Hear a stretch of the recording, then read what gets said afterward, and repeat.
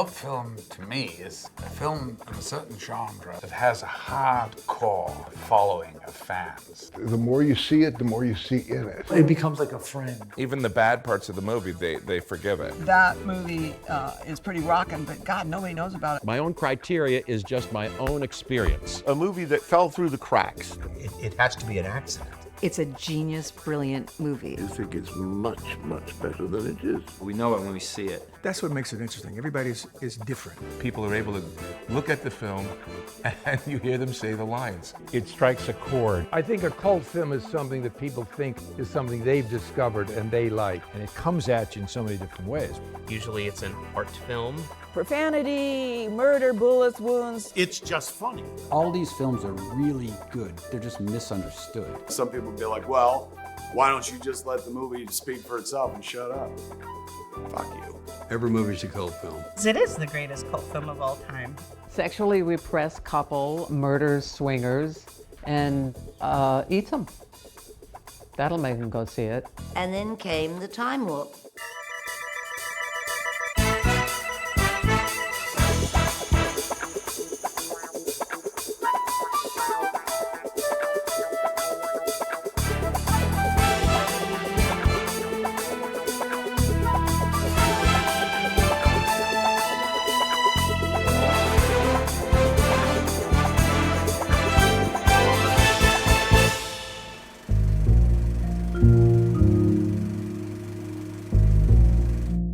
Talk about what's a cult film. I think in LA it is a word I would never say when I'm trying to get a deal, because to Hollywood executives, a cult film means that 20 people that were smarter than them liked it and it lost a lot of money. That's right. That's what a cult movie means. Never say that word. That's very true, and I don't think in a anybody pitch. starts out to make a cult film. I was thinking of like cult movies as you need fellow cultists to introduce you to something, like you need to know about this. Someone needs to turn you Have on. to turn. Yeah. And when those movies came out, there was no video. A cult movie, I guess a midnight movie that was a hit was by definition. That's sort of what started that in a way. And then they showed them, then it got a whole new reputation if it played at midnight. Rocky Horror Picture Show was obviously a movie that was nobody got, nobody understood when it was new, and then all of a sudden it became, I guess, probably the most successful cult movie. Definitely. In terms of midnight shows, because it got the people who were coming and dressing up and talking to the screen and all that kind of stuff, and that phenomenon is still going on. I can't think of another movie that has audience participation. Well, you were allowed to, because before the ushers would come and shut up, and I would complain. Now there's audience participation, people talking on their phone, which makes me crazy when I go to the movies, right? Yeah. But the audience participation to encourage, but when that movie was made, they didn't know that was going to happen. It came out as a regular Hollywood movie and failed. Yeah. And then this started amazingly, it caught on. And their parents take them to it. That's the thing, it's safe. It's a generational If your thing. kid is in Rocky Horror, you know where they are. They're with gay people, it's all right, It's a safe place to drop off your kids on Friday night. Yes, I never knew what a cult film was till we became one, because there wasn't one. If I had to pick a film, that's the cult film. It ran for maybe 20 years at TLA. The plot of the Rocky Horror Picture Show is that a lost all-American couple ends up at the doorstep of a mad scientist. I wonder if you might help us. You see, our car broke down a few miles up the road. And seek help. Fred, I'm frightened. What kind of a place is this? He embraces them and lets them watch him making his perfect man. And there is this kind of shock, especially when you first see him. Just this this transvestite with no fear, no shame. It really is like a rock star. I'm just a sweet transvestite from transsexual Transylvania.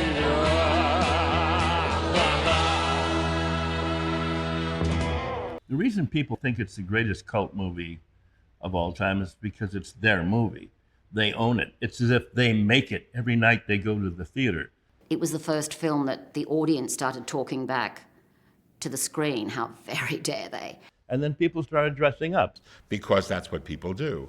I mean, who were going to the movies at midnight on Friday. And remember, it was 1975 or 76, so most of them were chemically altered. So we have now Patricia Quinn teaching us how to do the time warp, right? It's just a jump to the left and then a step to the right, with your hands on your hips. I said, and when you get to it, give it a good thrust.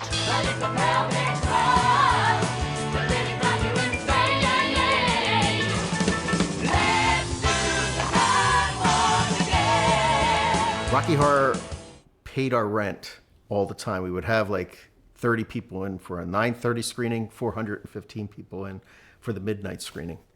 It was something, for years, we could always count on that money. It has amazing music. I mean, there are like 9 songs in Rocky Horror that are all standouts and catchy, and you want to sing them. Touch it, touch it, touch it, touch me. I wanna be dirty. So my favorite song is Science Fiction because my dad used to sing it to me when I was a baby. He got me into Rocky when I was 3. And Flash Gordon was there in silver underwear. Claude Rains was the invisible man. If I have one favorite song, probably Damn It Janet. Damn it, Janet, I love you. Jim Sharman, the director, deserves so much credit. It was a very difficult shoot. It was cold, it was wet. Susan came home with pneumonia. Look, I'm cold, I'm wet, and I'm just plain scared. It seemed to go very smoothly to me. There weren't any toilets on the set. And then the most wonderful thing was Tim Curry, to see him create that character. And Tim Curry didn't get it till the first rehearsal when he put on the high heels. And the minute he put on the shoes, It's hard to imagine anyone other than Tim Curry in that role. Tim appealed sexually to men and women. That was a very key detail. Come up to the lab and see what's on the slab. Tim Curry is a friend, and we went to see, at the height of all that, he said, let's go down to the Waverly. There was a whole line, and he said, let's just go to the box office. We went to the box office, and he said, good evening, I'm Tim Curry. And she turned and she said, Morris, there's another Tim Curry. She said, nah, he's not, ignore him. And so Tim put his passport, gave her the passport, looked at the passport, he said, Morris, this one's got a passport. So Morris finally came out from behind the cage and looked and said, oh shit, you're Tim Curry. And meanwhile, there are like 3 Frankenfurters in line behind going, it's Tim Curry, it's so it was pre-selfies. So, nobody could do anything. But we went in and they let us in for free to watch the thing. And he said, well, so much for my charisma. With Rocky Horror Picture Show, they would throw toast, and especially rice, and all kinds of things in the theater. And we would not clean the theater until the morning. And during that time, we developed a really bad mouse infestation where they'd come out and have a feast in the middle of the night. The beginning crowd was a little older and it was a little gayer.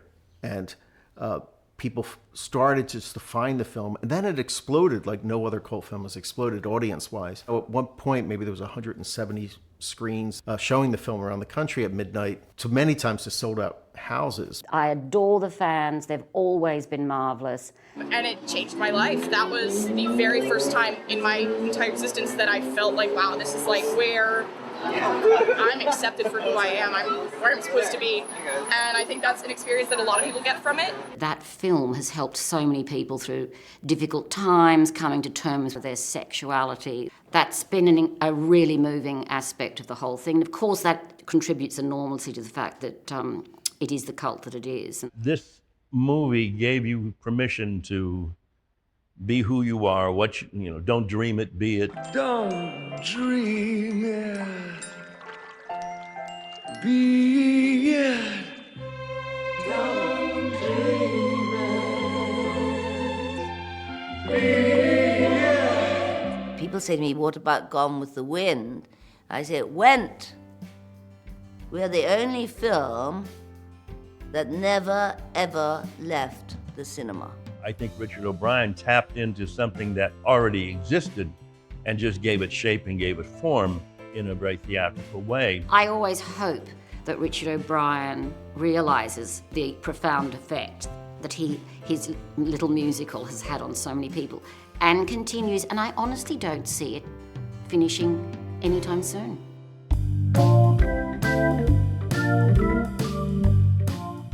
Shut the fuck up, Donnie. Where's the fucking money, you little brat? What the fuck are you talking about? What the fuck is with this guy? Shut the fuck up, Donnie. Leave me the fuck alone! Shut the fuck up, Donnie. Every man, dude, every fuck is right where it should be, you know, and you don't want to mess with it. You have to use so many cuss words. The fuck are you talking about? The plot of The Big Lebowski. Well, some guy named the Dude gets his rug peed on. The dude minds. This will not stand, you know? This aggression will not stand, man. And he goes about trying to find out who did it, and that leads to all kinds of adventures for him. It's down there somewhere. Let me take another look. The Big Lebowski is basically a satire of Raymond Chandler gumshoe movies. I will compensate you to the tune of 10%. 100,000, yes. Bones or clams or whatever you call them. They've decided to take the least likely detective figure, in this case, an asshole stoner, who bowls and drinks White Russians, the least cool drink in the world, and is somehow launched on an odyssey to recover a kidnapped woman. Where's Bunny? Well, I thought you might know that, man. He doesn't know what's going on. He moves through it in a fog. You're Bunny. I'll suck your cock for $1,000. The Big Lebowski needed to be seen and re-seen on cable. It frankly needed to be seen high to really appreciate. Say what you will morally about marijuana use, but there are ways in which they really lend themselves to cult movies. Listening to Buck Owens. Do, do, do, get out my back door. The movie, you know, when it came out, I think it went over most people's heads. I'll fuck you in the ass the next Wednesday instead. I didn't really get all the, you know, the nuances initial. And I was a big fan of the Coen brothers. I ran into them kind of years before I read the script. They said, we're writing something for you. I said, oh, great. And then I read this script. And it wasn't like anything I'd ever done before. It seemed like they had, you know, been spying on me in my early 20s or something, you know. He's the man for his time and place. Everyone wants to be a guy who never grows up. So the kids see this, but it's really men who are 25 years older than that, and they, especially guys, I think, you know, relate to that. It's kind of like a whole philosophy and way of looking at life. Okay, sir, you're a Lebowski, I'm a Lebowski. That's terrific. Why is it such a cult classic? It's just a damn good film. It's so well made. I'd take Big Lebowski over Kingpin any day, personally. No, I really love Big Lebowski. And, you know, I love Kingpin, too. They're different. They shouldn't be compared just because they're about bowling. Because if you're going to talk about pure bowling, we're the better bowling movie. Talk about a better movie, they'll win, I think. The kind of acting I admire looks like you don't see any effort. There's just, it's just spilling out. And that's what this movie is. But the spill, each thing is such a beautiful little curlicue, you know, and you just find more and more cool things to dig as you watch it. The Big Lebowski is a cult movie because it's constantly surprising you. There is not a scene you can predict. There is not an element that fits together with any other element. You are always being thrown off track by it, even if you've seen it 100 times. You think I'm fucking around here, Market Zero? And it has some of the most quotable lines. You see what happens when you fuck a stranger there? It gets funnier as you've seen it. And I've seen it, and people shout, they know the lines. Nobody fucks with the Jesus. And it really hit me, the fact the third time I saw it 10 years later, I was like, this is hilarious, this movie. Yeah. I have a bumper sticker that says, you know, that's just like your opinion, man. Didn't get Big Lebowski, and then I saw it again, and I got it, and it's one of those movies that every time you see it, it makes you laugh, and there's things about it you love, and you repeat the dialogue lines. The dude abides. The dude abides, you know, that's just your opinion, man. You know what I mean? Don't matter to Jesus, you know what I mean? I am the walrus. I am the walrus. You know, it goes on and on and on, and it's really funny. So a favorite scenes, well, you know, Turturro, I love watching his stuff. I have to say, I've gotten a lot of sex mail about The Big Lebowski from men and women. So I don't know what that means. They must have touched a nerve. For my own stuff, I like that scene with me in the back of The Big Lebowski's limo. Hey, careful, man. There's a beverage here, huh? What in God's holy name are you blathering about? Well, I'll tell you what I'm blathering about. I've got information, man. New shit has come to light. New shit has come to light. You know, I like that scene. My favorite scene in The Big Lebowski has always been they're scattering somebody's ashes, but they didn't check the forecast that day. The wind was blowing in, as they say, from Wrigley Field, and it got a little messy. And the blows on the dude, and the dude gets pissed off at Walter, and Walter hugs him, you know. There's a warmth. I almost feel like a little tear will come up. You know, I get a little verklempt, you know, when that happens. It's a warm feeling, you know. The movie has so many of those. Jeffrey, Odd? love me. That's my robe. Every once in a while, I'd like to invite my family to come to the set and see what I've been up to. And I thought, oh, well, this will be a good day. The dream sequence, you know, it's like the Busby Berkeley thing, and it'll be fun. And then when the day came, I think, why the hell did I invite my wife and my daughters to see me go through these girls' legs and look up at their vaginas? You know, why? You know, what was I thinking? I look up like that, and I see this pubic bush, these tufts of pubic hair coming out of this leech. I go, oh my God. And the next lady has, you know, a more incredible bush. You know? They had gone to the makeup guy and gotten crepe hair and shoved it in their leotards, you know.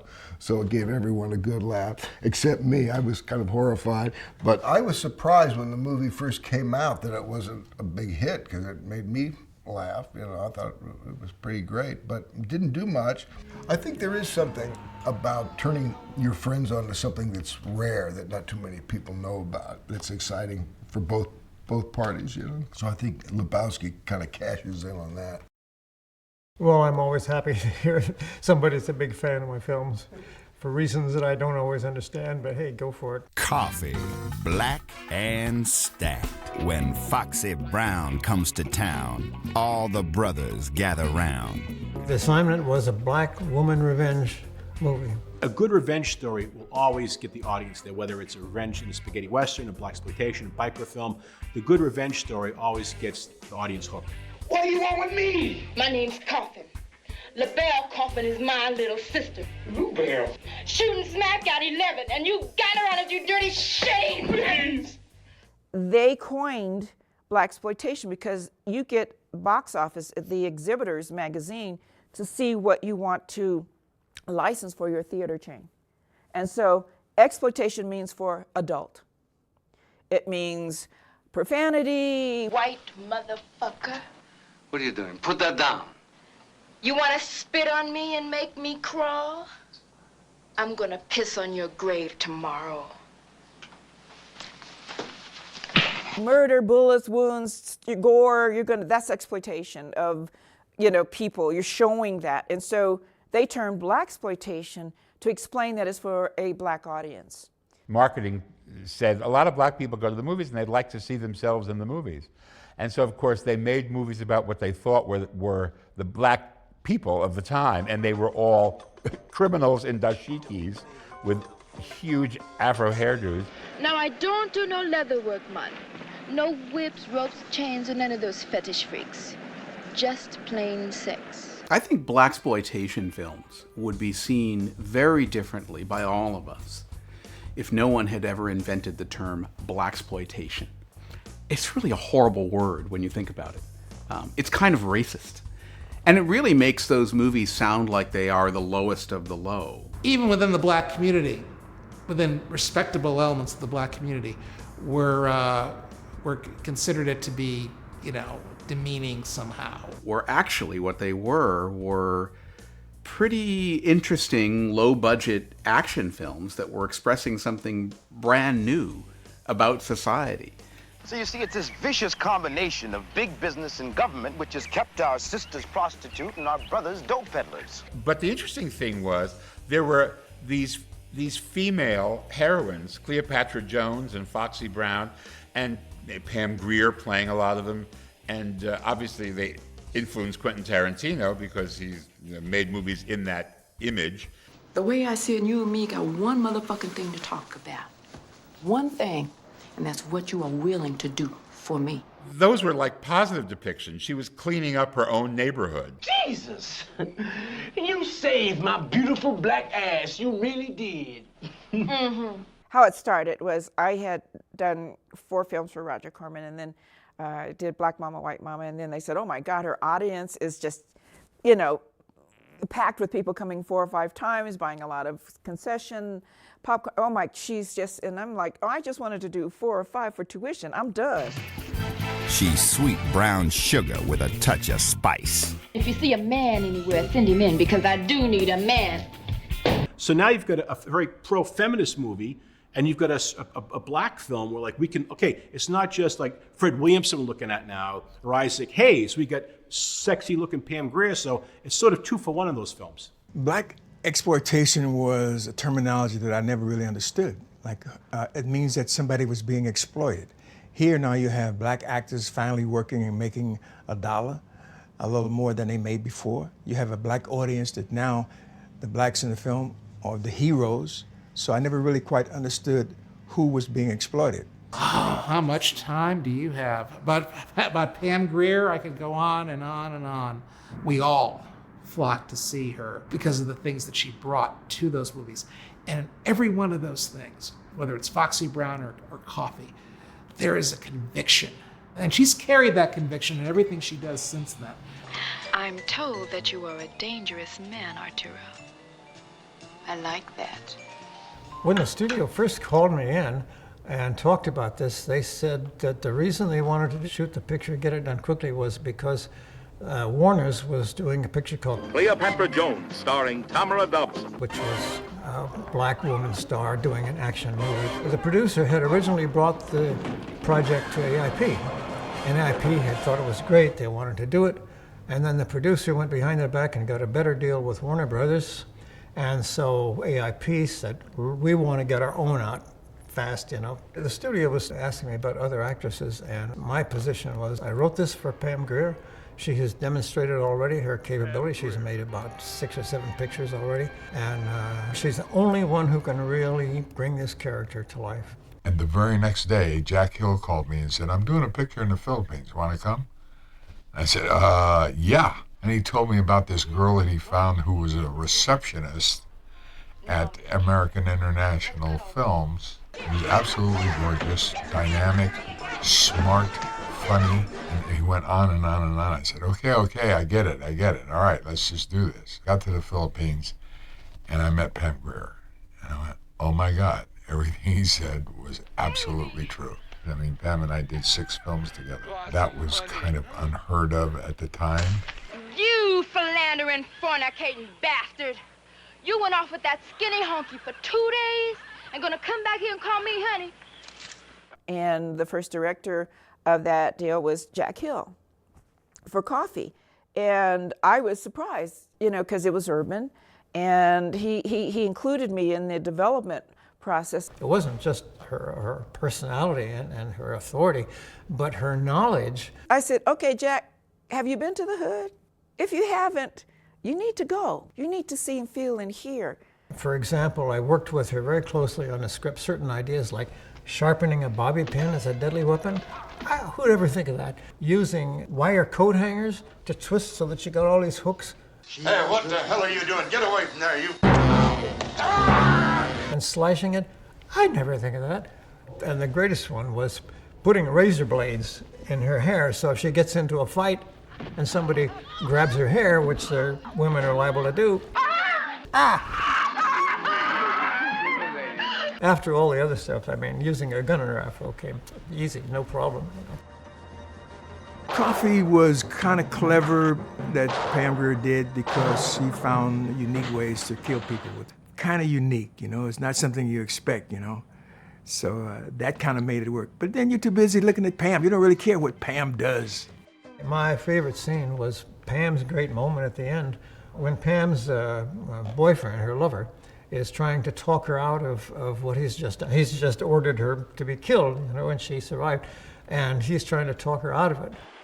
Power to change things for our people. I want to get all that money back into the hands of black people like you and me. Bullshit! You're just selling out to the white gangsters and businessmen. You're worse than they are. And I loved you. I loved you so much. People in the audience are saying, don't listen to him, don't listen to him, you know. So in a sense, what Pam did with that scene was so great for her as an actress I really remember that. However, more than once, women have told me that like their favorite scene was when she holds the shotgun.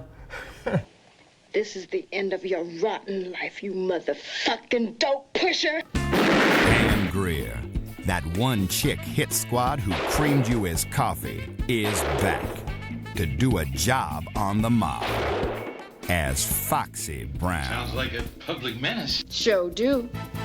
A chick with drive who don't take no job. The studio had such a success with Coffee. When you have to rush out a sequel because of a surprise hit, you know, you tend to use the ideas that you rejected for the first one. Foxy Brown it's another revenge story where her boyfriend, his murder is the result of a betrayal by her own brother. Now I only got so much control, and I'm liable to put one of these right between your eyes, no matter what Mama'd say. And so you have a real conflict. And along the way, she has to pretend to be a hooker, and, you know, the usual things in order to bring about what she wants to do. The younger generations today, which is like maybe 3 generations later, is still really into it. And in fact, the other day I saw on the internet, eBay, somebody is doing statuettes of Coffee and Foxy Brown, you know, hand-painted and selling for hundreds of dollars. You know, who could imagine such a thing? Now, of course, you know, they would probably give her an Image Award because of her durability and the fact that she has lasted for so long, and because now it's possible for the generations who saw those movies to appreciate that kind of credibility, that kind of conviction. It's just too bad that she didn't get enough of it when she was really active and really doing those movies. I am among other pioneers that for me is, you know, I don't want to overuse the word awesome sauce or anything like that. It is an honor. Let me tell you of something that happened right here in our own city. You probably read about it in the papers. However, I'll give you the real facts behind the case. The original Reefer Madness is an agitprop movie. It was made to warn people off of smoking marijuana, which was the devil's weed. And it's so earnest and so stern that it's hilarious because it's almost the definition of camp. Failed seriousness. Isn't it true that you have quite a certain harmful habit through association with certain undesirable people? The basic plot of Reefer Madness is a woman and a man. Where do you put it? You got a hollow leg? Who are kind of pushing marijuana onto teenagers. That's the one I was telling you about. Very nice. It's a propaganda film put out in the 1930s to warn parents of the evils and danger, peril of your children succumbing to the reefer.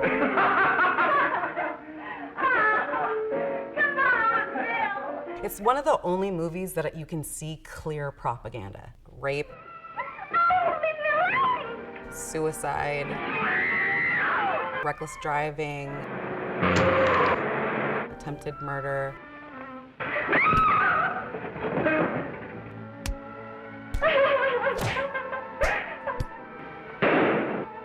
So originally, the propaganda came out of a church group that paid for this film. Good morning, Miss. We're from the police department. So then, after that, a producer purchased the film, then recut it, and then pushed it out onto the exploitation film circuit into perpetuity. Shut up, shut up! So then in the mid-'70s, it sort of reemerged as a cult classic. There was this whole group of people that would go to midnight movies and smoke weed in the theater. Bring me some reefers. I think Reefer Madness became a cult classic because it is so funny and so serious, and because everybody was smoking dope. Wow, like if the church group that put this film out knew what the film was being used for, they're just rolling over in their graves. Do I understand you wish to plead guilty to a charge of fostering moral delinquency in the case of William Harper? Yes, I'm guilty. I am. If you're gonna watch Reefer Madness, I highly recommend you getting high. That's how to watch it. The next tragedy may be that of your daughter, or your son, or yours, or yours, or yours.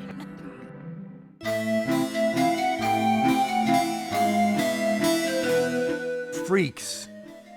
Something I saw, I've seen twice. You don't see that around. That's a real cult film for me. It's primal. The fear is, oh, this could happen to me. If somebody is going back and looking through the history of cult cinema, one of the earliest ones has to be Todd Browning's Freaks. There are a lot of great horror movies of the time, but if you want one that is still really shocking, you know, the first cult movie, that's the one you go with, and that's Freaks. To my mind, it's the scariest movie of all time because it's made with real people.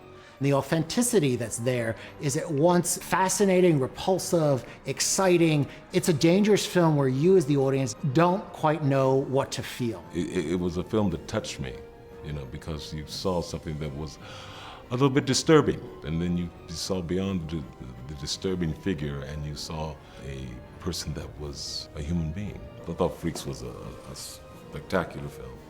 Freaks is about a circus, sort of a P.T. Barnum-esque circus of people who have deformities and maladies. This was made in the early 30s, so it became shocking and salacious, and it was kind of buried. People didn't want to go see it. A tragic love triangle between a little couple and this larger woman. She's the most beautiful big woman I have ever seen. Who comes in, breaks up the couple to get the man's money. Oh, it's so good to be robbed.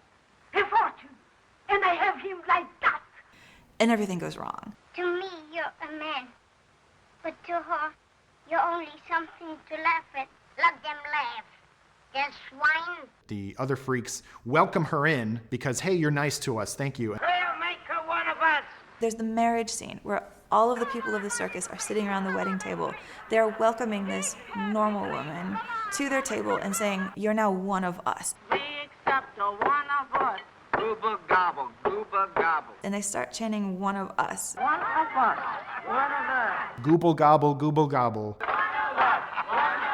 We accept you, one of us. One of us. One of us. And I think that must be how it feels to be in the audience watching a cult film with a bunch of other weirdos. It's one of us. You have joined our club. Freaks! Freaks! Get out of here! And then they find out the plot, and then they take their disgusting revenge on her and make her a freak just like them. And it's really upsetting.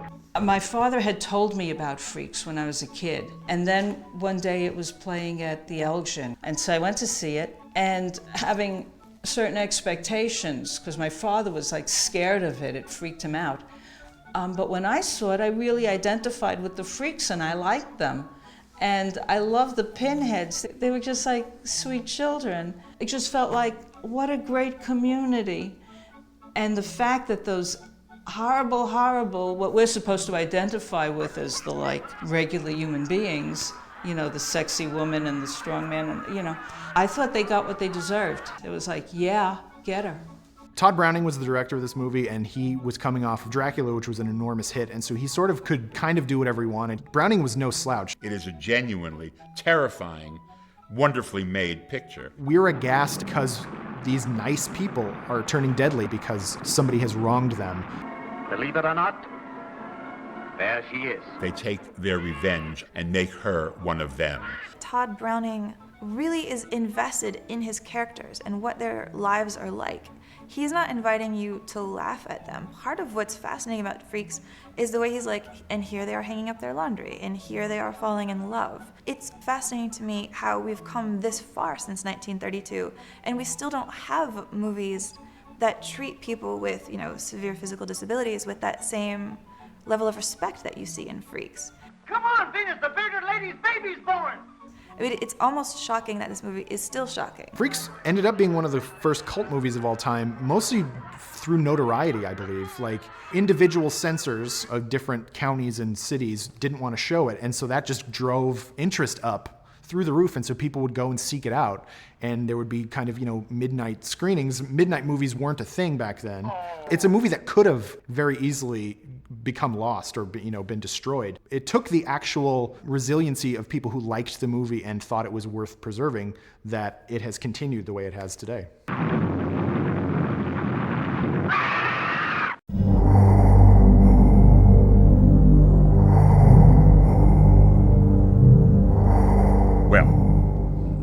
Now you're talking my language, David Lynch land. I visited it, and it's something.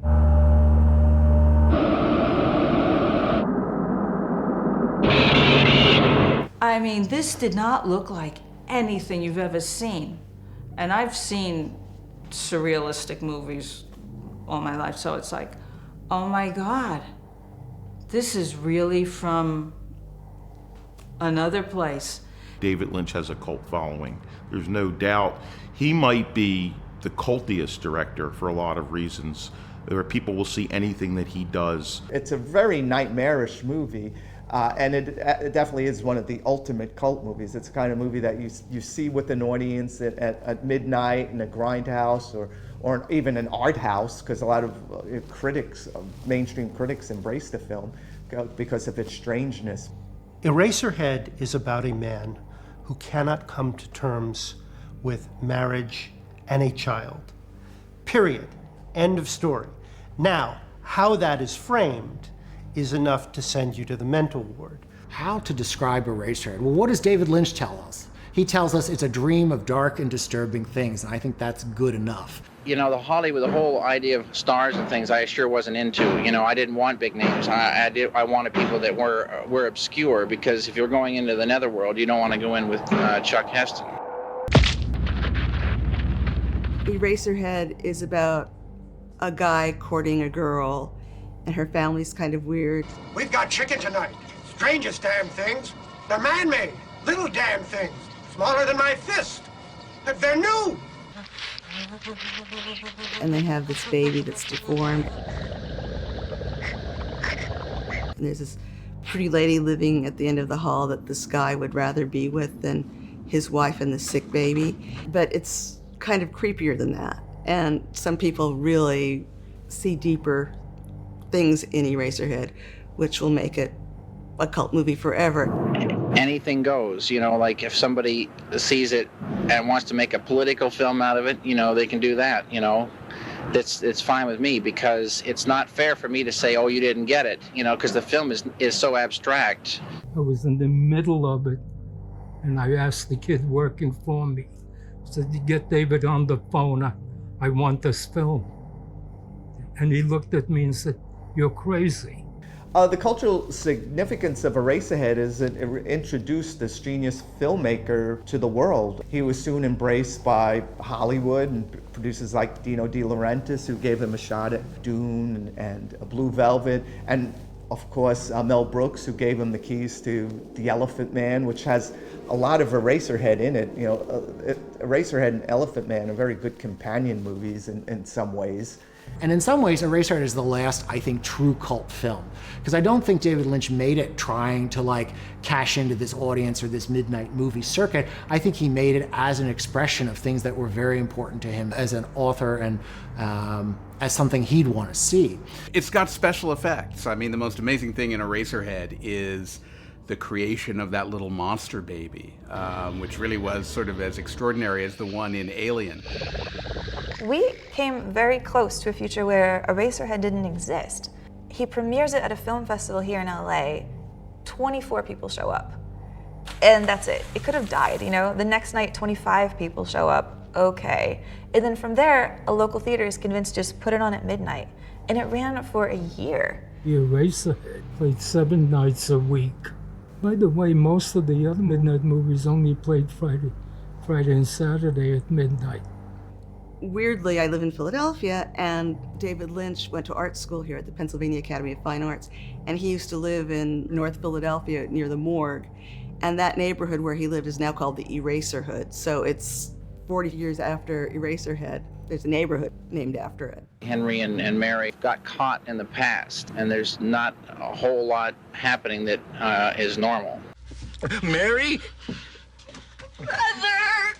There's this strange combination that David Lynch does of the most bizarre images and situations with like regular reactions, like this like baby thing that's like suffering, and he goes, "Oh, you are sick." Oh, you are sick. That's what you would say if your kid started coughing and complaining and you'd go stop it. But it's this monster. I actually think it's one of the only cult movies that really feels like a work of art. It's so beautifully crafted. It really is like a dream. In heaven, everything is fine. And then that lady singing in heaven, everything is fine, and you just go, what am I watching and where am I? I think we would appreciate Eraserhead as an organic masterpiece, as something that seems to have come directly from the churning mind of a unique individual who somehow has a pipeline from his id to the screen. Eraserhead is this strange combination of art house and universal in its emotions. I think that's the combination that's made it linger for so long. There is something in there. It's not just cold and inaccessible. There's a heart in there that you can feel. Pink Flamingos was definitely a midnight hit. It played for 10 years in some theaters at the biggest ones, but how that was marketed is completely different. It never opened at once. It took 3 years to open around the country. We'd go to a city, we'd start, we'd do the press, it would be 1 week, and then it would go to 2 weeks, 3 weeks, 4 weeks, and then we moved to the next city. I saw Pink Flamingos when at the height of its popularity at midnight when the whole audience is roaring, and then I'd see it in court when I was charged with obscenity at 10 a.m. with 12 jurors. It was obscene. It was obscene then at 10 in the morning. It was like, oh my God, I'm going to jail forever. And I never won the case. Even after the Museum of Modern Art bought a print, I thought, well, here's proof for art. We were guilty every single time. So I just paid the fine. It was cheaper than the lawyer because in a courtroom at 10 a.m., it is obscene. Pink Flamingos is an object of modern art. It transcends cinema. It is cinema as object, as statue, as painting. There are no other films like Pink Flamingos. Kill everyone now. Condone first-degree murder. Advocate cannibalism. Eat shit. Filth are my politics. Filth is my life. I mean, Pink Flamingos is probably soared to the top of the cult list because how many movies have a fat drag queen eating poodle turds? Well, I first saw Pink Flamingos when I was 15, and it just scared the shit out of me. And the next package you bring me is getting shoved right up your little ass. Can you comprehend that? It's then kind of rediscovered in the day when there was a whole network of repertory cinemas that they would program these films. And there they would find a totally different audience that appreciated the film many times on a very different level than what was originally intended. With Pink Flamingos, you had a crowd coming in and they've been warned about it, they watch it, and many times that's the only time they watch the film. They're grossed out, they leave, they tell more people, those people come in. Well, the plot of Pink Flamingos is that there's two families in Baltimore that are vying for the prize of the filthiest people in the world. And they go to different extremes. You have the Connie and Raymond Marble crowd that kidnaps women, impregnates them with their butler. Oh, how'd you like to fuck my chauffeur? He's got a real horse dick on him. Fucking ball of shit! I said shut up, just shut up, talk to me when I come down here. And then sells the babies off to lesbian couples. But they're almost like a one-hit wonder. They don't have much else in the way of filth. Where Divine and her family, they have all kinds of depravities and a whole group of sickos. And of course they win by not only capturing and executing Raymond and Connie, but they also, at the end, prove without a doubt at the last scene that they are the filthiest people. At least Divine is the filthiest person in the world. Doggy in the window. When I got to know Divine, I asked him how he did it, and he said, well, we fed the poodle prime steak all week before we shot the scene. So I got to the point where I thought anything that comes out of that dog is prime. So it's the only way I could face it. I think Pink Flamingos is considered one of the great cult films of all time because it continually tops itself. It starts out pretty batshit crazy with people you don't see every day, especially in 1971. They were not dyeing their pubic hair red in 1971. And you have this sort of carnival, and it's hypnotic. In other words, we want to know how we can plague her the most, how we can make her life as miserable as possible. It's really her mother, Edie, the egg lady, that's probably the craziest one. Her in a pig pen craving eggs from her beloved Eggman. I'm in here. I hear the Eggman. In here, Mr. Eggman. Eggs. Oh, help. God. He was using people like Edie and Mink Stole and Mary Vivian Pierce was so exotic. Does murder make you happy? Murder merely relieves tension, Mr. Kazan. For murder to bring happiness, one must already be happy. What's not to like? Well, I think John Waters was definitely making movies for a cult audience, and he knew it. But there was nothing calculated about it. I mean, I literally watched this movie not even as a comedy. I couldn't believe I shared a planet with the people in this movie. Oh my God, what a horrible photograph. My first wanted poster, and I have to look just awful. And here you have a couple intersecting cults. You have the cult of John Waters, who's this brilliant comic satiric visionary, and you have the cult of Divine. Why, I haven't fallen in love for 3 whole days. I'm just itching to find somebody with a little imagination. John Waters is this weirdo kid who wants to be a filmmaker, is passionate about it, and gets all of his friends involved. It becomes their neighborhood project. He was making movies really for himself. I mean, they expressed who he was, his vision. He befriends a kid named Glenn who's going to grow up to become Divine, and he sees in Glenn what Glenn doesn't even see in himself yet. John Waters is able to elevate his friend, this quiet guy that nobody knew, into a superstar. I had no idea that Divine was really a man. I just got caught up in the illusion of it, and I thought it was kind of a horror movie, but mesmerizing. So of course I had to go back and see it again and again. To me, like, my foundational memory of Pink Flamingos is dragging a bunch of my friends to go see it in the movie theater when I was in high school. And when we left, they turned to me and they said, "You'd never get to pick the movie again." The one scene that sticks out for me, when they start licking the furniture and the staircase of Connie and Raymond Marvel's house, that's to kind of put their filth into the house there. And I was like, what the hell is this? And you have these situations which are increasingly ridiculous, but logical into its own world. So it's really a masterpiece of satiric writing. He really made them feel like documentaries. It's an encounter with the absurd. And of course, like all the John Waters movies, it's people who think they're living in a Hollywood fantasy and who are really living in a tract house in Baltimore. That is what I think gives it its appeal, is the people are realizing that they're trying to make a great big Hollywood epic, but they're doing it for $1.50.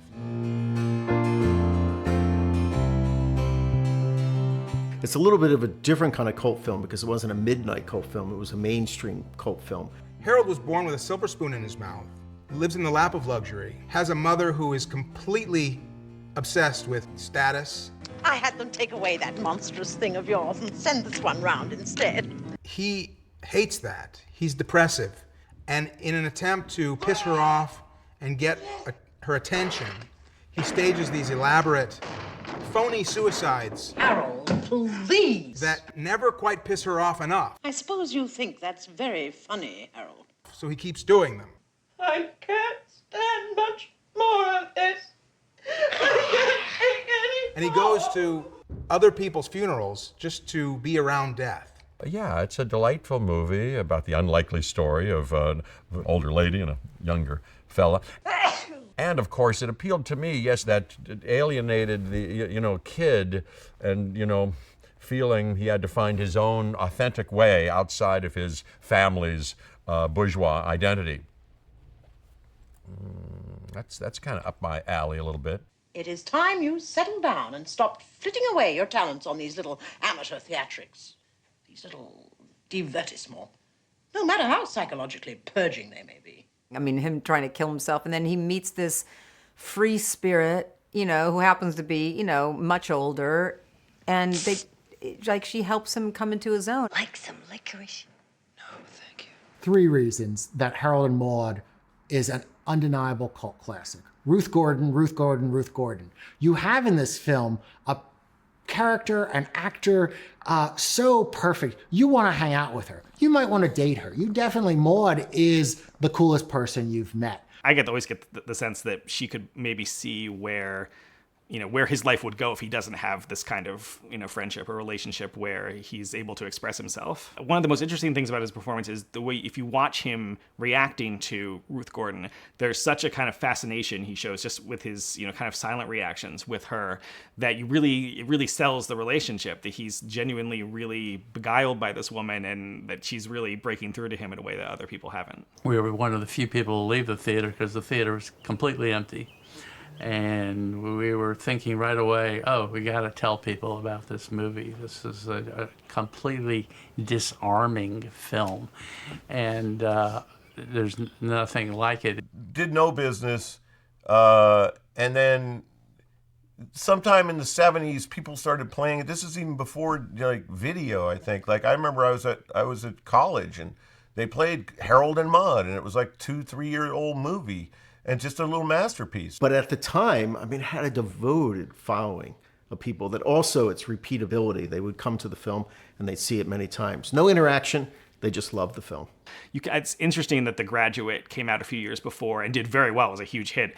But you can see some connection between the two. This is the sickest, most perverted thing that ever happened to me. And you do what you want, but I'm getting the hell out. It's not as much of a generational statement as The Graduate, so it kind of got lost for a little while before its audience eventually found it. And what's his name plays the song at the end, The music of Cat Stevens, I think, had a lot to do with it also. If you want to be free. Be free, 'cause there's a million things to be, that there are. As far as I'm concerned, Cat Stevens is the 3rd star of Harold and Maude. I love the whole movie, but my favorite scene is a moment that's so subtle, I didn't even notice it the first time I saw the movie. So Harold and Maude just had a long, fun day, and Harold says to Maude, "You're beautiful." And she says, "Oh, you make me feel like a schoolgirl." And he takes her hand. And while she's talking, he looks down, and for a second, he sees a tattoo of a number on her arm. And in that moment, you realize that she's been through something horrible, and that she's seen death, and that she's experienced loss. And this is why she now lives her life for love and for experience and for the things that matter. And I found it very moving moment. That's one of the movies people will say I've seen 20, 30 times. And if you see it 30 times, you bring 30 new people with it. The cult movie that sets the dial at 11, Spinal Tap. I've never been on a movie set that people don't know a lot of lines from Spinal Tap, or met a musician who couldn't recite the whole movie. I remember Steve Tyler, first time we were face to face with Steve Tyler. He went, oh, too close, too close. We are Spinal Tap from the UK! You must be the USA! This movie was the first of its kind, a mockumentary. You put a greased, naked woman on all fours with Yes. a dog collar With a dog around her collar. neck and a leash. And a leash. And a man's arm extended out up to here, holding on to the leash and pushing a black glove in her face to sniff it. You don't find that offensive? Well, you should have Listen seen to the me. cover they wanted to do. I think I was on a date when I saw it, and I think the date at the end of the movie said, was that a real, are they a real group? She was not, didn't get the mock of the mentory. People came up to me afterwards and they said, why would you make a movie about a band that nobody's ever heard of? And a band that's so bad? Working on a sex farm, plowing through your bean field.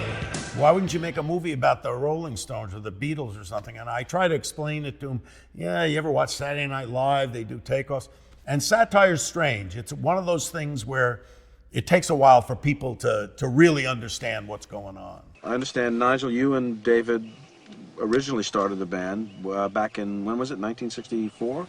So we became the Originals. Right. And we had to change our name, actually. Well, there's another group in the East End called the Originals. Stop wasting my time. You know what I want. I think that people who love the film loved it right away. And I've had a lot of people tell me stories about going to see it in a half-empty or completely empty theater. It has to be the audience finding the film rather than the film finding the audience. Nobody even heard of that before. This movie defined it. It started a whole stream of this style. We want the parody not just to be of the world that we're satirizing, but we wanted to do a parody of the style, of the handheld style. And the best way to do that would be to improvise it. The Boston gig has been cancelled. What? Yeah. I wouldn't worry about it, though. It's not a big college town. So the script wasn't a script. It was actually an outline. And we actually tried to write the screenplay. We spent about a half a day.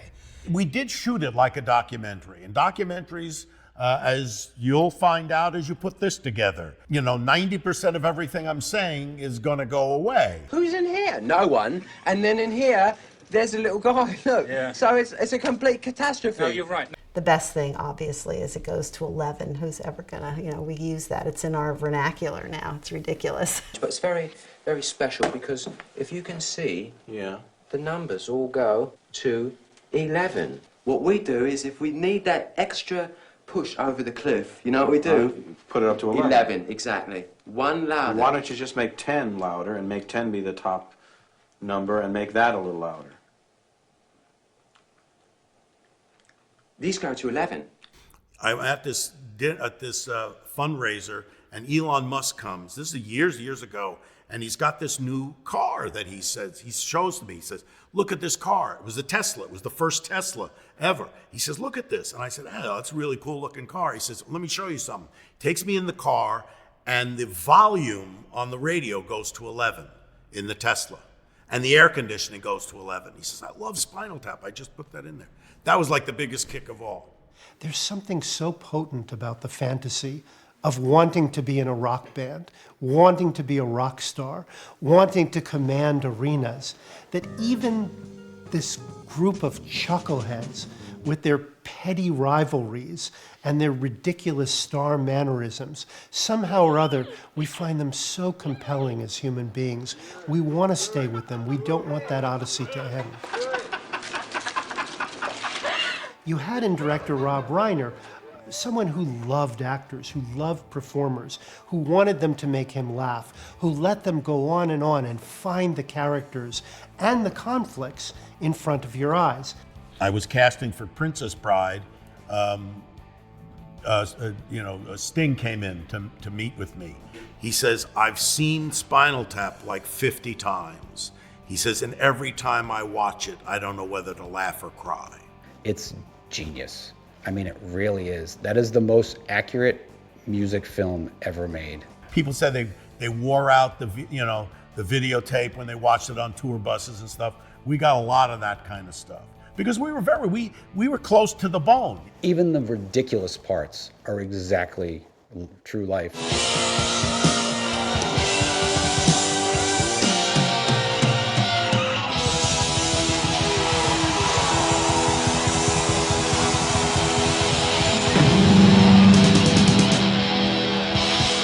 This is, to me, the epitome of why Spinal Tap is good.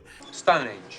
It's the best production value we've ever had on stage. But we haven't got the equipment. So we had this idea for Stonehenge, and we're going to do the theme of it, and he writes it on the napkin, and it says 18 inches, supposed to be 18 feet, and the little thing comes down from the ceiling, and the dwarfs dance around it, and then Black Sabbath, they come out with a tour, and they have a Stonehenge theme.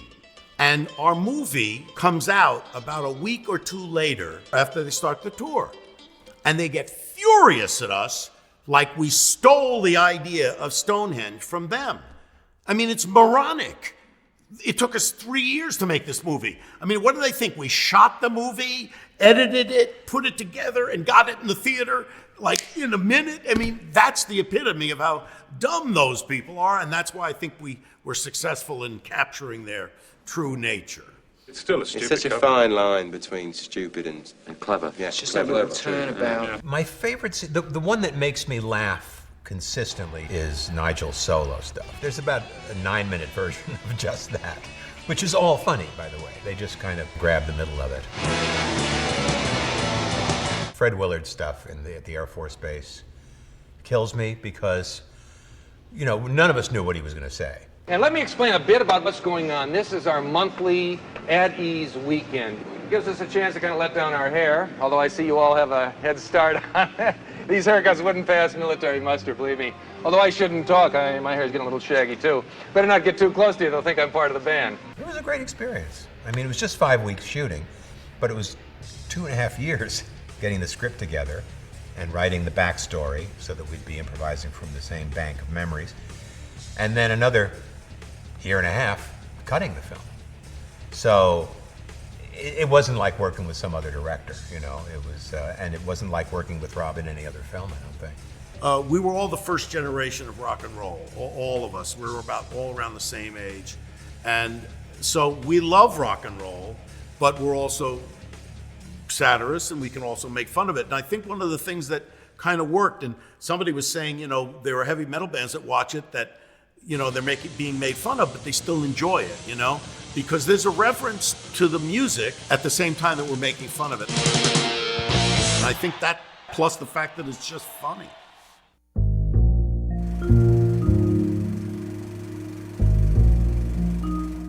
One thing cult movies can be is truly subversive. It's probably part of the appeal of a lot of cult movies. I mean, you knew Russ Meyer. I knew Russ, but I have to say about Faster Pussycat, which is probably the biggest cult movie that he ever made, when that movie came out, it was a bomb. It did not work at all. He had made Vixen, he had made all these other movies before that were huge hits. He started the Nudie Cutie, you know, and then this one, there wasn't any really nudity in it, and it was about 3 lesbians. So it was not a hit. But when I saw it at the drive-in, I went insane, and we went and watched it every single night. And the fact that In Female Trouble Divine yells every line, that's because of Toro Satana. And then later, I wrote about it in my book, Shock Value, and I said, not only is it the best film ever made, it's the best film that will be made in the future. Now that's a good blurb, right? So he used it, and I did help make that one a success because it was not a hit when it first came out. And today you watch that movie, it is a brilliant, brilliant movie. The dialogue, written by Jack Moran, who wrote Russ's best movies. It's so good, it's so good. And that opening line where they're watching the Go-Go Girls and that man's going, go, baby, go, go, go. There's nothing better. Go, baby, go! Well, come on, let's go! Go, baby! Well. Ladies and gentlemen, welcome to violence. I could put it in basically one word why Faster Pussycat Kill Kill is still a cult classic. Anarchy.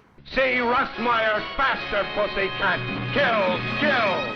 There's 3 exclamation marks in different places in just the title. It's got speed, faster. It's got sex, pussycat. It's got violence, kill, kill. It's the sort of perfect title for an exploitation movie. I can watch like the first half hour of Faster Pussycat over and over again. It was probably the first women's kick-ass movie. But the fight, the way he directed it, wasn't the least bit choreographed. But you got to be real. But I want you to hurt each other. You're not stunt women. It's just weird. It's a movie about these Amazon women, and it's about 3 sexed up violent women as they ride their hot rods around the desert, looking for ways to quench their insatiable lust for kicks. And their adventures as they run into this sort of defective family out in the desert. What's with the strong arm bit, or couldn't you tell I was a girl? Ain't no doubt about your gender, girlie. They let 'em vote, smoke, and drive, even put 'em in pants. You can't even tell brother from sister, unless you meet 'em head on. The movie, I think of it, is a first run at Thelma and Louise. Go get her. So I gotta get the wet because Lady Godiva wants to swim?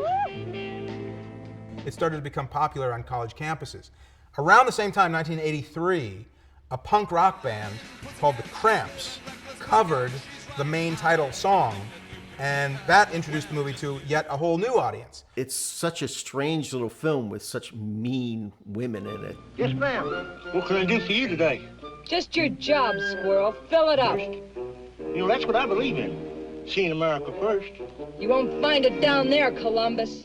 First of all, I made a picture called Motorcycle, and we had 3 bad boys. It was successful. It was a drive-in type picture. And then I said, well, why don't we do it with 3 girls? And so Tura Satana was the only girl that could possibly play Varla. And she, not only possessing, you know, a capacious bosom, she knew karate and judo. You couldn't double this girl anyway with her figure. Her mother was a Cherokee Indian, and her father was a Japanese chef in Chicago. It's probably the closest thing that I've come to doing a horror film. You know, she's like the evil, horrific person. You know she's going to die. A lot of the directors of today cite that film as a great inspiration for their careers. Russ Meyer, Federico Fellini, they created their own genres and were their own genres. It's weird to compare Fellini and Russ Meyer, but in a way, somehow I feel it makes sense. I don't think I'm going out on a limb when I tell you that Russ Meyer had an obsession with big breasts. Now's where you cut to a montage of all the Russ Meyer films that show big breasts. But merely to write Russ Meyer off as a common exploitation filmmaker is to do his legacy and his contribution to the world of cinema a dramatic disservice. Because when you watch his movies, they're just colorful and fun and pop and comic book, and they're just great. You know, serious filmmakers started to figure out that Russ Meyer was not just your average exploitation filmmaker. There was something much more artful going on here. Russ Meyer is the only filmmaker who wrote, directed, cast, shot, edited, and distributed his own films. So his singular voice is what you get when you watch a Russ Meyer film. Easy, baby. You're almost a fire hazard. I'll give you heaps it is. My motor never runs down, baby. Faster Pussycat Kill Kill is another one that I remember seeing in the early days of, like, right when I moved to New York City, because that's where you could see everything. And I went to see it, and it was just phenomenal. For a film like that and that budget, $45,000, you can't shoot my cat for $45,000. But again, it's a director, Russ Meyer, with an intense vision that nobody else has. And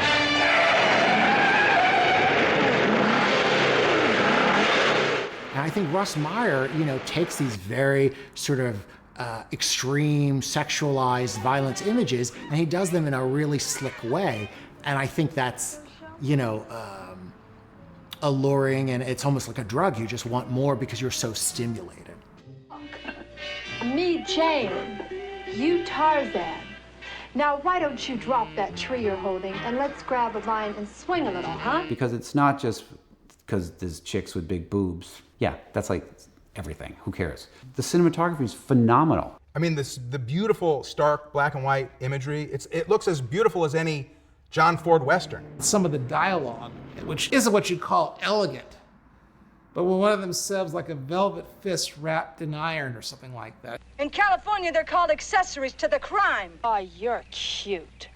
Like a velvet glove cast in iron. And like the gas chamber, Varla, a real fun gal. I never heard that anywhere else. I never read that anywhere else. And I'm seeing it in a movie like this?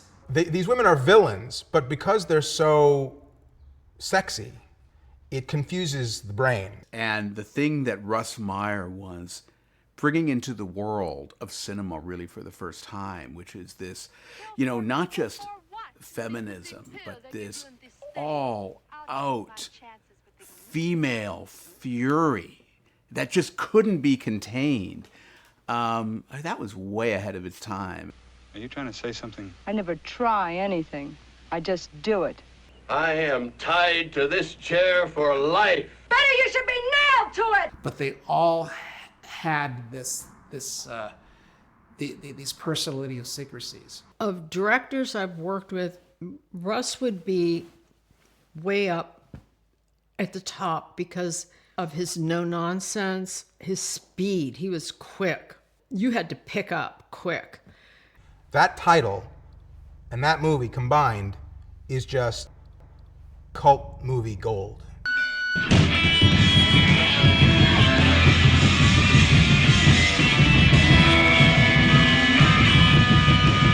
It's better to be part of something than to be left out.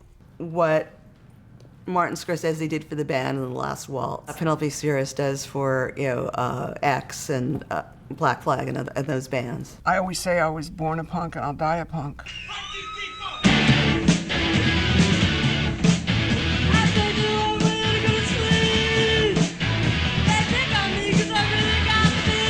A cult film is a film that is profoundly special and informative in a way that normal, mainstream, stupid, common denominator idiots can't understand.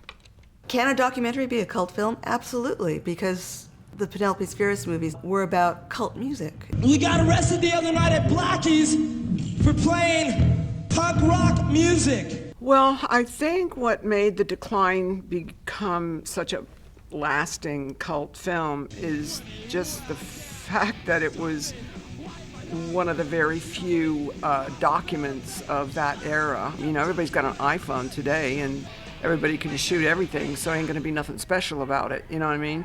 Each teenage generation needs an identity. They want to be different than the generations before them. They need to carve out something that is special for them. And punk rock did that for that generation of young people. We were trying to change something.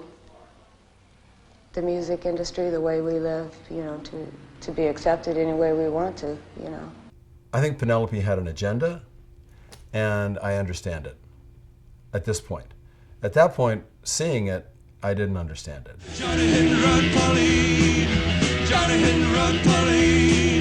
Johnny hit and run, Polly. The punk rock scene in LA was splitting, and there was all this, you know, violent, recent violent influx. Altamont, all right. Summer of '68, all right. It was hurtful because we had a pretty eclectic, cool scene going for 3 years prior to that, from 77 to 80. So seeing it just as this weird, violent, dark, nihilistic scene is true at that point, but it dismisses everything that came before it. I don't care about you. Fuck you. I don't care about you. Not only music, but you know, clothing trends and culture and morals and everything else. And the timing of it is so crucial. I mean, the punk scene almost died by the time the movie came out. You know, Darby Crush, one of her stars, literally died that same year. And what she wound up filming was this time capsule that showed people what was happening, the madness that was happening. The homemade tattoos and the people moshing in the pits and beating each other up. It's almost like capturing a butterfly and just imprisoning it in film so that we can all see what that was like. When I go to concerts, it's like my friends get beat up by my friends, you know? Then it's like, fucked, you know? It's just because, like, they're not beating up the right people. They're not beating up the fucking posers. They're beating up just my friends. It's fucked, you know? At the core of it, it was questioning everything. And it was started with music. Yeah, okay, no more guitar solos, no more love songs, you know, no more being nice, no more like posing for the camera. No, it was all fuck the camera, you know? I like making a spectacle of myself. I'm a total rebel. I rebel against everything. I guess I'm an alcoholic. It was so liberating for women back then because all of a sudden you didn't have to be, you know, a Barbie doll, you know? Matter of fact, kind of the uglier and fatter and bigger your combat boots were, the better and cooler you were. And then I would go to punk rock shows and I would go, you know what, I'm gonna document this because something feels important about this. I didn't know that its effect would be as heavy as it is and it would last this long, but I did feel instinctively it was important. It wasn't that difficult to get The First Decline financed because my friend said he knew a guy that wanted to do a porno movie, and I said, well, I'm not going to do a porno movie, but how about punk rock? And so I took him to a Germs concert, and I told him it would be $12,000 on Super 8. And it ended up costing 10 times that on 16. Penelope Spheeris' style of filmmaking, you get the sense that she's just in the room. She's making a documentary as punk as the people themselves. In that film, we were presenting ourselves as who we were, which were bohemians. Well, we're not rich. We got enough money to pay our rent, and, we bought the ink and the pens. We weren't wondering, is this going to be good for my image? A lot of people do assume that a lot of the bands might not have been happy with their performance or their portrayal, or too bad. Show me in the contract where it says that the band member has the right to tell me how I can cut the movie. So we were all high and, doing tattoos, and we just thought it would be, a weird environment, but not completely out of the ordinary. I might have brought over some beer, but I didn't bring over the heroin, okay? So anybody that accuses me of getting them loaded so I could film them and they would look stupid can fuck off. Because, yeah, I brought a six-pack, I'll cop to that. We could not get a theater to screen the film in because the theater owners said no one would come to the screening because nobody cared about punk rock. And so I actually was able to talk the guy that ran the Hollywood Theater on Hollywood Boulevard into letting us have just one midnight screening. Yeah, it was a 1,200-seat theater and 3,000 people showed up, and honestly, it was almost 300 motorcycle cops had been sent out, and Chief Daryl Gates wrote us a letter and said, don't show this movie in Los Angeles again. And almost the film itself becomes like this punk totem, It was hard to see. People are passing around VHS tapes from one to another. You had to be cool and underground to be able to see the film in the first place. Even Dave Grohl said he was handed the first decline like contraband by his cousin. It was like, don't tell our parents, but here, look at this.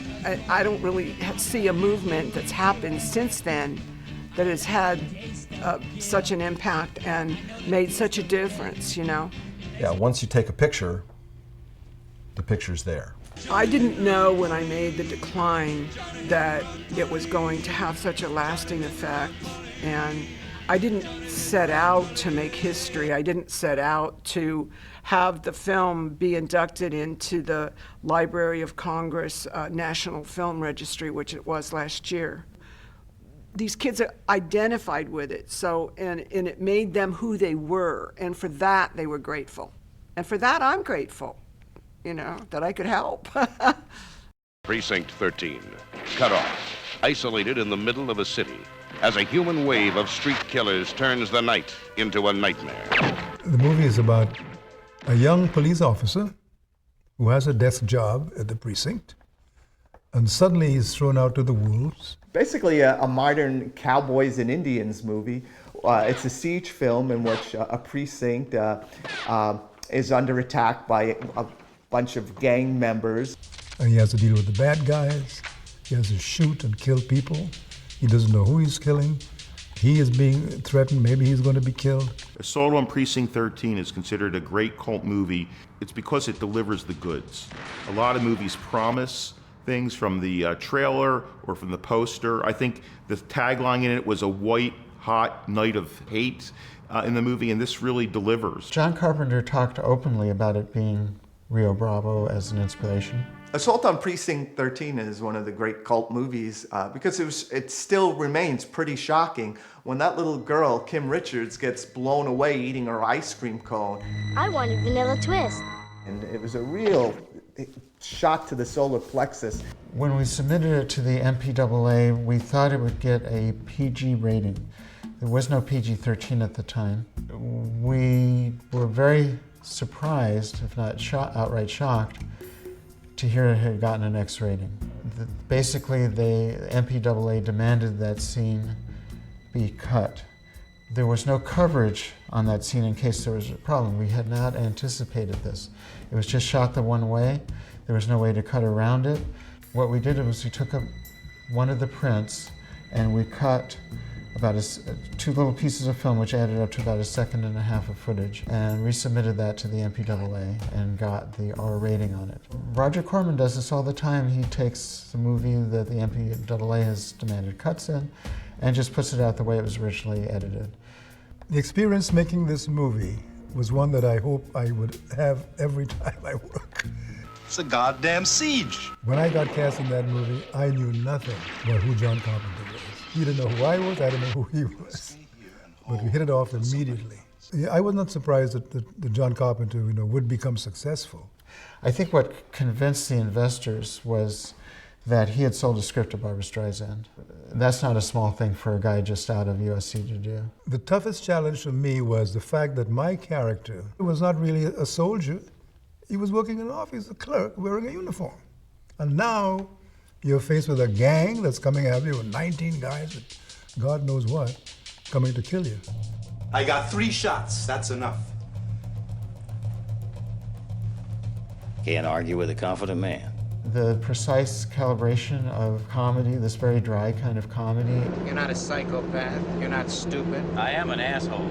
And the suspense make for something that over time appealed to audiences more and more, and they really got it more and more as time went on. It cost about $285,000. It took a very long time to make money. It just played around in grindhouses, and it did get into this one big theater in Los Angeles. The first week it played with Jack Hill's Switchblade Sisters. That's a great double feature, isn't it? That's a terrific double feature.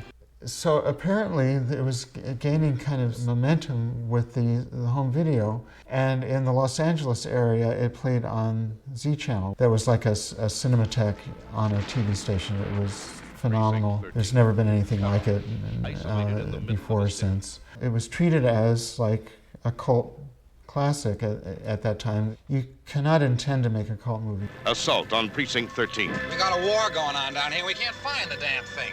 Anybody trying to intentionally to make a cult movie is bound to fail. It feels like it's kind of turned a corner to me, that it's not just a cult film, but it's really become like a classic film in some sense. After 40 years, I am still so amazed, this new generation of fans from everywhere coming to see this movie and appreciating what I did. That is something that I can't tell you how deeply I appreciate that. I could never live it down. I feel like I've done something that could never be repeated. One of the cult directors that I knew personally was Sam Fuller, who was quite a character, an ex-newspaper man. He had a style that was a little primitive, but he was a great filmmaker, and he had a great nose for tabloid stories. The cult of his movies is based entirely on who made them, on him. The Naked Kiss is about when you kiss someone the first time, you can tell they're a child molester. Yeah. You can feel it from the one little kiss, and that is what it's about. It's under the guise of a small town, very sentimental movie, because it's got little crippled children in it. It's Douglas Sirkish at parts. When she's in love in those shots in Venice, oh my God, it's jaw-dropping. It is. It's kind of schizophrenic, but it's a dark movie. And also the people in his movies are not quite beautiful. Like they fit his genre. I think that's the added appeal. And that opening credit scene, though, is one of the best opening credits ever, because it's this hooker and he rips her wig off. Yeah. And then she's bald, and then she beats him over the face with her pocketbook, and then picks up a fire extinguisher and squirts it in his face. It is great. The Naked Kiss begins with a tall, blonde prostitute in the midst of beating up her pimp. Well, I think a lot of Sammy's pictures became cult films because they were really out there. You know, that opening sequence is pretty startling.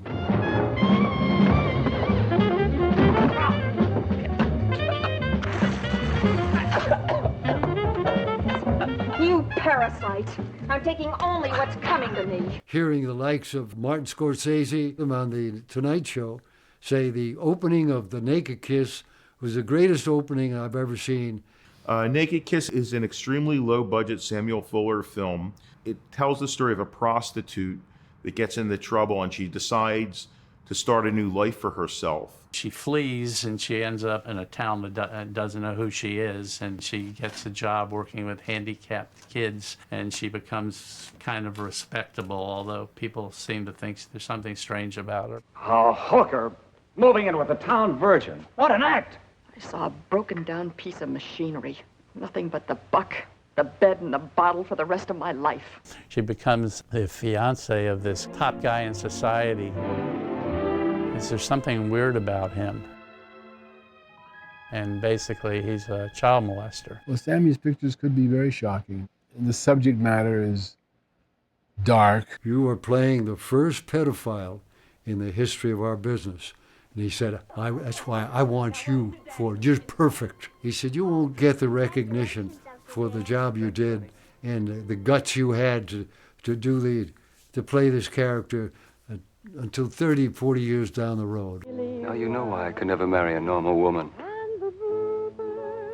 That's why I love you. You understand my sickness. And it's basically her who has no credibility against the main guy in town. I'm gonna keep asking you the same question until you tell me the truth. Why did you kill him? He was molesting a child. Oh, I got the same taste the first time Grant kissed me. It was what we call a naked kiss. It was the sign of a pervert. Naked Kiss became a cult classic because it was a different side of the director Sam Fuller that people weren't that familiar with. Sam Fuller was a tough guy. He was a former journalist, tabloid writer. And Sammy made pictures sort of like newspaper headlines. It hit you in the face.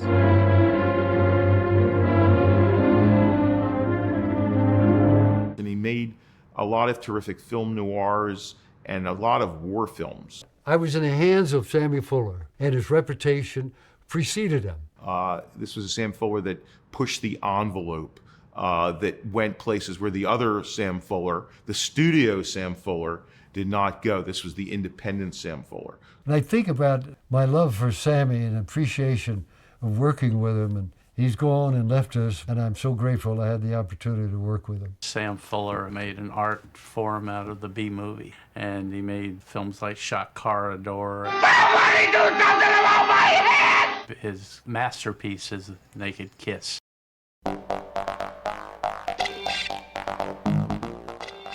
I consider The Warriors the Rocky Horror of gang movies, you know.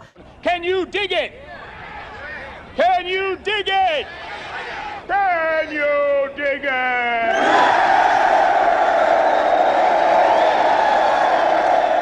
The plot of The Warriors actually is pretty simple plot. It's a movie about a meeting of all these gangs, very colorful gangs in New York. And during this meeting, like, the leader of one of the gangs is killed. A gang is blamed for something that they didn't do. It's the innocent, falsely accused. There he is! That's him! After a tragedy occurs, I think we shot Cyrus. Every gang in the city must be looking for us.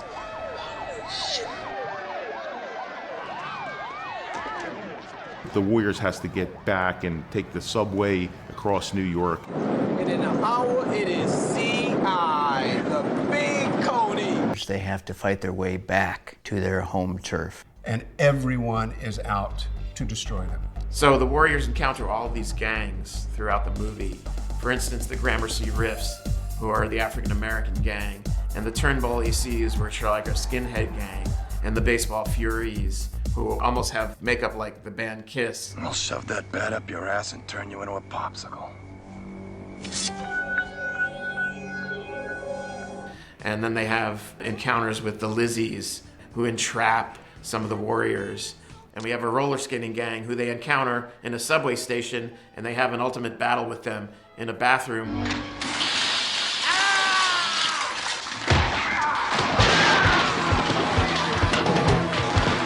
And then they meet the orphans, who are like a low-class, way down on the totem pole gang. You see what you get, Warriors? You see what you get when you mess with the orphans? You know, it's funny. My scenes in the orphans is that it was a small part.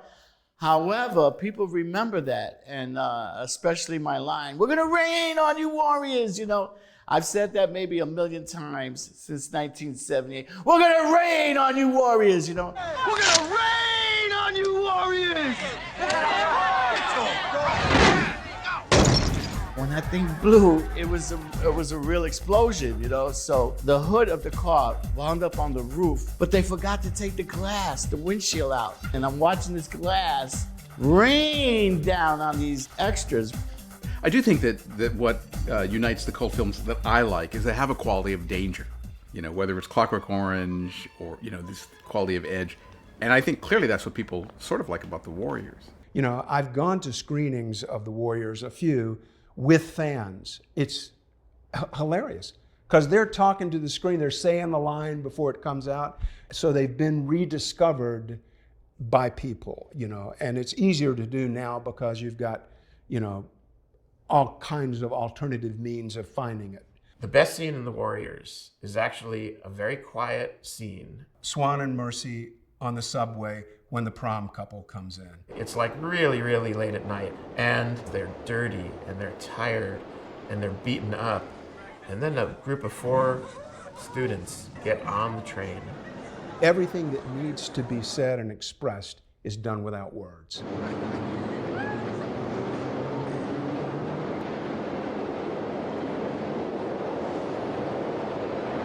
Everybody's favorite moment in The Warriors. Warriors, come out to play. David Patrick Kelly owns that movie. Warriors, come out to play. The Warriors chant has been a blessing and a burden over the years. And there was nothing in the script, of course, and Walter wanted to up the ante, and he just said, we need something here.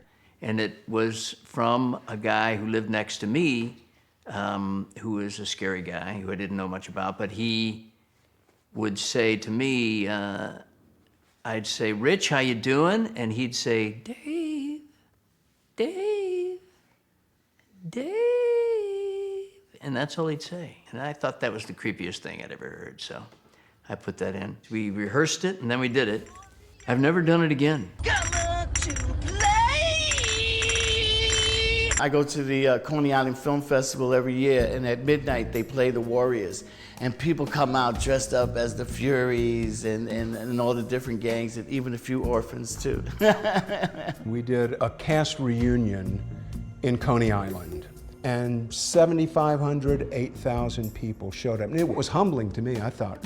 I get back home, and 10 minutes later the phone rings, and a gentleman on the other end said, "I'm President Reagan's press secretary, and he wanted you to know how much he enjoyed a screening of The Warriors at Camp David."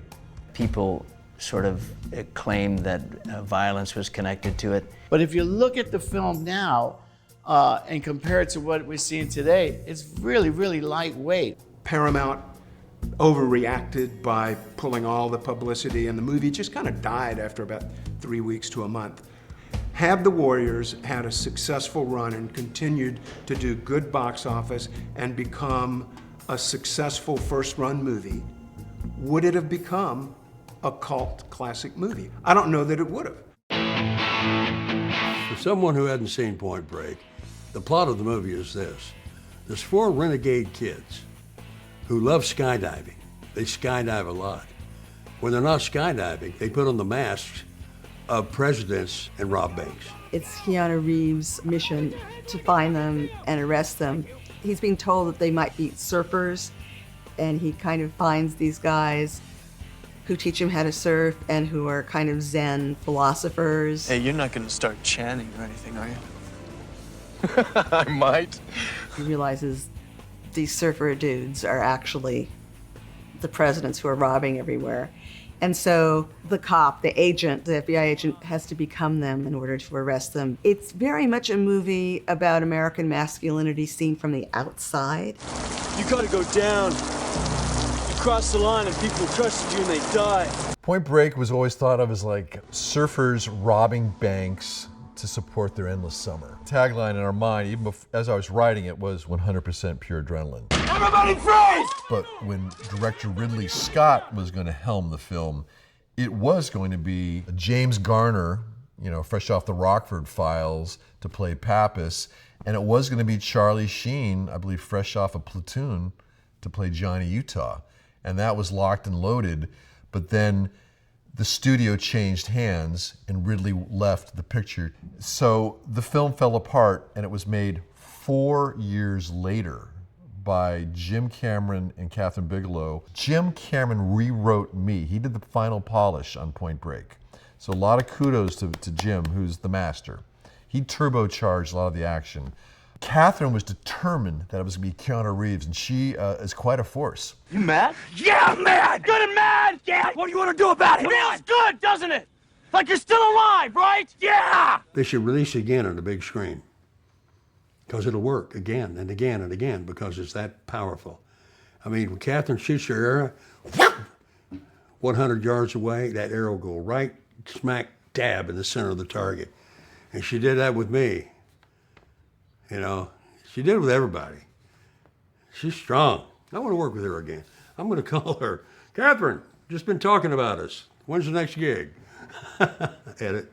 The linear thrust was a story about these 4 kids. He's a fucking federal agent! Should have shot him when I had the chance. I'll deal with that fucking cop. And my little buddy Keanu. Pappas. Angelo Pappas. Punk. Quarterback Punk. Either you love to hate the bad guy, they're deliciously evil and you just can't get enough of their evilness, or they are like a Swayze in that you really relate. You do care, and because you care, it makes it fascinating. Every scene I do is my favorite. Every scene, the people I'm working with are my favorite.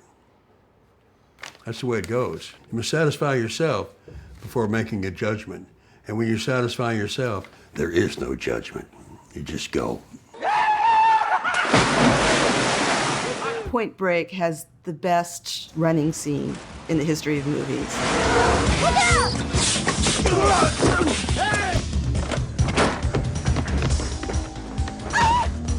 It's brilliant stuff, man. It's going tick, tick, tick, tick, tick. It's clipping, man.